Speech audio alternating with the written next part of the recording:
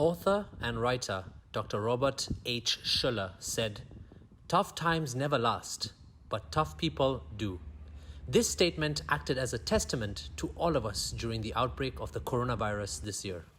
The globe was almost at a standstill in March earlier this year, with businesses, schools, service industries, and people suffering the same fate.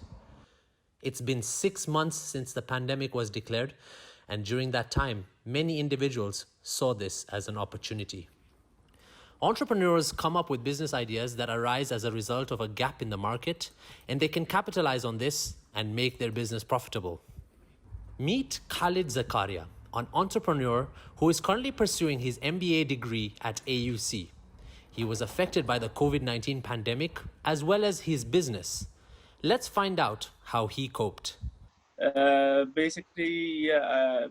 It had its negative effects at the beginning. For the first couple of months, a lot of people sat at home, including myself. We couldn't do much about this, but then I started to self-learn some things, how to develop websites and so on, and then started another company actually in the fashion industry.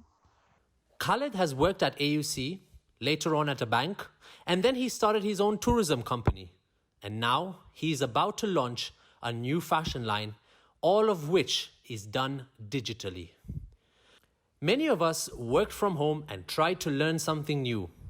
Khalid did the same, but he is monetizing his skills and found a gap in the market.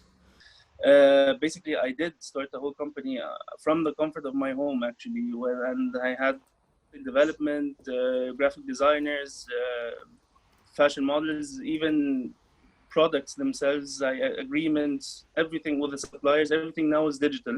I didn't have to leave home because of the coronavirus for much of the time to establish this company. So I see digital will take a greater part, of course, in our lives in the future. There will be more automation, there will be more replacement of human labor with digital. But for developing countries, like for example Egypt, it will still take a longer time because labor is much cheaper than digital aspect. Sometimes we find it difficult to motivate ourselves. It can be depressing, lonely, and maybe boring. But for Khalid, business after business, he has the drive and passion to push on. I think the key thing was adaptability, because the thing that I learned from life is change is constant. That's the only constant that will be. There will be circumstances that don't go along the way as you plan. So I had to change. It takes time to adapt, of course, to learn new things. It takes a lot of time to actually learn new industries, new technologies, and so on. But then to be honest, I did have the time because of the tourism not doing so well. And then the coronavirus came and gave us that time, actually that gift.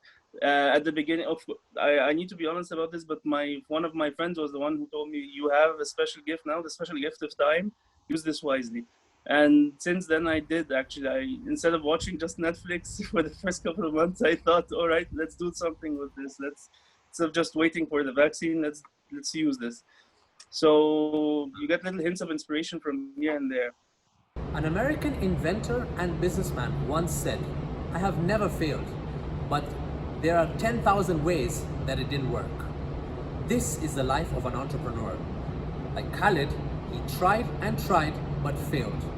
But what inspired him to move from the tourism industry into the fashion world just in one pandemic? The gap came from the fact that there has been a lot of fast fashion. Like for example, I don't know if I can mention names, but we know that like shops like Zara, H&M, and so on, they produce a lot of fast fashion products where you could wear them for a year and then that's it, it will get torn down or wear out.